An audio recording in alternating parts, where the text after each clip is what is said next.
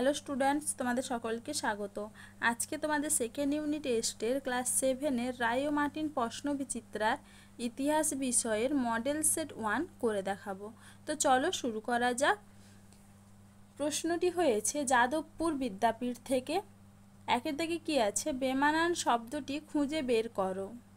এখানে সঠিক উত্তর কি হবে? Ibn Battuta. একের ডবল আই কি হবে? আমির।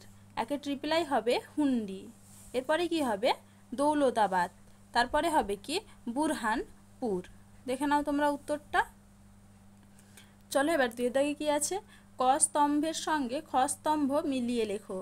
প্রথমে আছে কি? খলজি বিপ্লব। এটা হবে কি? ইলবারি তুর্কি অভিজাতদের ক্ষমতার অবসান। এরপরে কি আছে? রুমি কৌশল। এটা হবে কি? বাবর। হৌজ। এটা হবে কি? জল সংরক্ষণ। এরপরে কি আছে? দিনেমার। এটা হবে কি? ডেনমার্কের অধিবাসী। এরপরে কি আছে? সরাব। এটা হবে কি? মুদ্রা বিনিময়কারী। চলো এবার তিনে দাগে দেখে নিই। শূন্যস্থান পূরণ করো।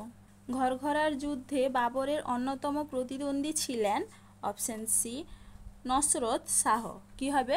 Option C. পরের প্রশ্ন কি আছে? জাহাঙ্গীরের আমলে শিখ গুরু ড্যাশ প্রাণদণ্ড দেওয়া হয়। উত্তর হবে কি? অপশন বি অর্জুনকে। পরের প্রশ্ন কি আছে? রাজপুত নেতাদের মধ্যে মুঘল সম্রাটদের সঙ্গে জোট বাঁধেননি রানা।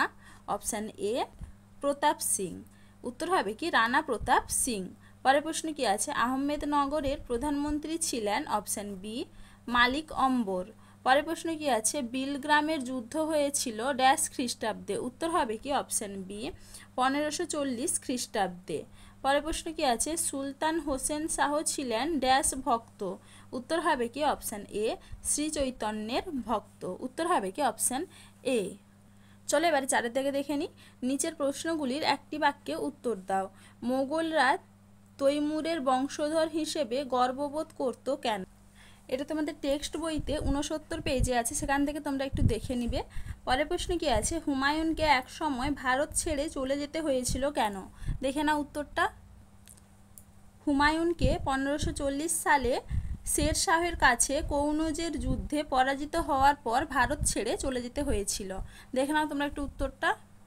চলো এবার পরের প্রশ্ন কি আছে? মহেশ দাসের নাম বীরবল হয়েছিল কেন?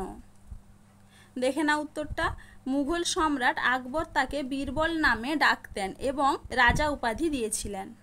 চলো এবারে পরের প্রশ্ন কি আছে? ঔরঙ্গজেবের আমলে বাংলায় সামুদ্রিক বাণিজ্যের উন্নতির একটি কারণ লেখো। উত্তর হবে কি? প্রাকৃতিক সম্পদের প্রাচুর্য। পরের প্রশ্ন কি আছে? যাবতী বলতে কি বোঝো?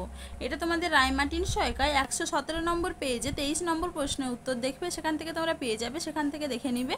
তাহলে দেখো স্টুডেন্টস, এখানে তোমাদের প্রশ্নগুলির উত্তর কত নম্বর পেজে কত নম্বর প্রশ্নের উত্তর সেটা লেখা আছে, তোমরা একটু দেখে নাও।